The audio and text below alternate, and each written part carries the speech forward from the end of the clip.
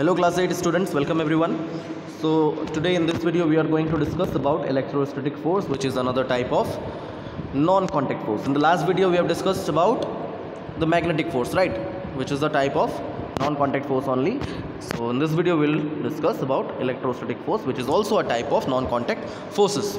Okay, so let's begin here. Electrostatic force will begin from activity 11.7. So let's see what is given in this activity.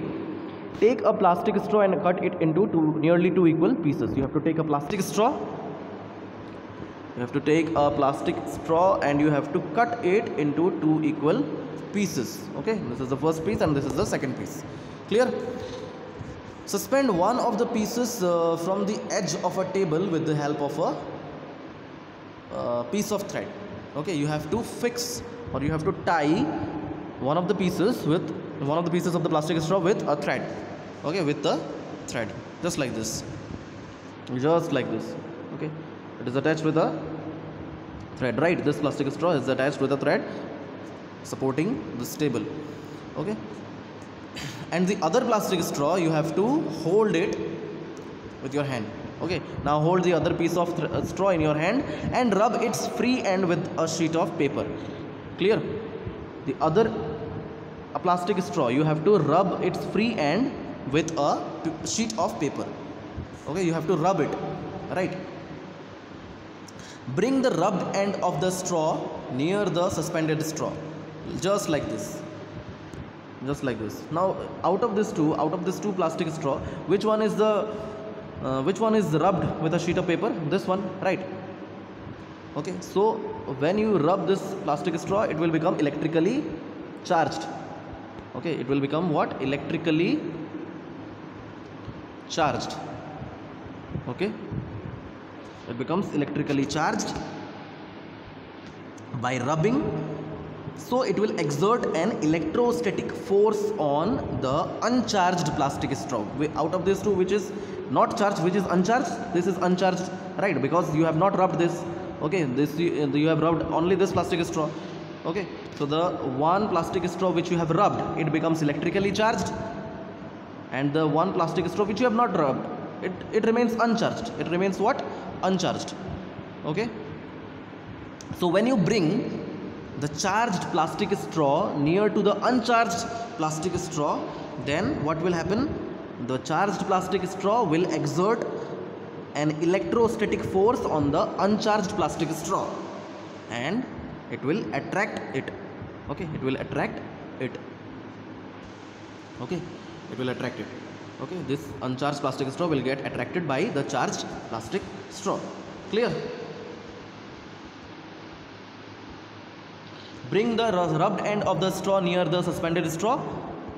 Make sure that the two pieces do not touch each other. You should not touch the two plastic straw. You just have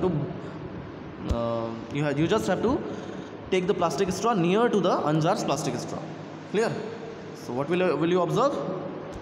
I have just told you already that when the plastic straw you have rubbed, it becomes electrically charged, and when you bring the electrically charged plastic straw near to the uncharged plastic straw, then it will exert an electrostatic force on the uncharged plastic straw and it will attract it. Okay, clear? Next, the second paragraph, you see, rub the free end of the suspended piece of straw with a sheet of paper again. Okay, next what you have to do? You have to rub this plastic straw. Okay, the one which you have attached with a thread. You have to rub this plastic straw. If you have rubbed this plastic straw, then it becomes charged. Okay, it becomes electrically charged, right? It becomes electrically charged. Okay, again bring the piece of straw that was rubbed earlier with paper near the free end of the suspended straw. What do you observe now? Then what it is told that if you bring the charged plastic straw which was rubbed earlier in the first paragraph, it was rubbed earlier, right? If you bring the charged plastic straw now, again this is the charged plastic straw and this one is also the charged plastic straw now. Why? Because you have rubbed its free end, right? Now if you bring the two charged plastic straw near to each other, then what will happen? They will repel each other. Again, it is an electrostatic force of repulsion. Okay, in the first case you observed what?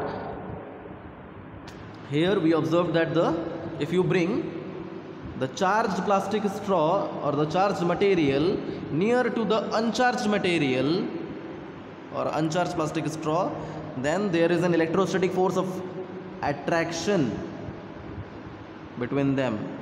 Okay, there is an electrostatic force of attraction between them. In the second paragraph, what you observed, that if you bring both the charged plastic straw near to the another charged plastic straw, then there will be a force of repulsion. Clear? There will be a force of, that means electrostatic force of repulsion. Okay, so figure 11.11, what is written here? A straw rubbed with paper attracts another straw. Okay, a straw rubbed, that means a charged straw rubbed with paper attracts another straw but repels if it has also been rubbed with a sheet of paper. Clear? Understood this one? Okay, you understood the activity, right? So a straw is said to have acquired electrostatic charge after it has been rubbed with a sheet of paper. Such a straw is an example of what? A charged body. It is an example of a charged body. Okay, so what is an electrostatic force? What will you write as a definition of electrostatic force? What is electrostatic force? It is the force exerted by an electrically charged object. Right, the force exerted by an electrically charged object is called electrostatic force, and an electrically charged object can exert an electrostatic force on an uncharged object or another charged object. Clear? Okay, so yes, the electrostatic force which we have just observed now, which we have just studied, that it can be exerted by a charged object on another object from a distance. Remember these two objects, that is a straw, it was asked not to touch each other, right? Okay, they should not come in contact with each other, they should not touch each other. Okay, so this electrostatic force can be exerted by a charged object on another object from a distance, even when they are not in touch with each other. So it is also an example of a non-contact force. Clear? Electrostatic force of attraction or repulsion is also an example of a non-contact force. Electrostatic force is an example of a non-contact force. Clear? Okay, so the force exerted by a charged body on another charged or uncharged body is known as electrostatic force. This is a definition of electrostatic force, which you can note it down. Okay, so this force comes into play even when the bodies are not in contact. The electrostatic force therefore is another example of a non-contact force. Okay, so you will learn more about electric charges in chapter number 15.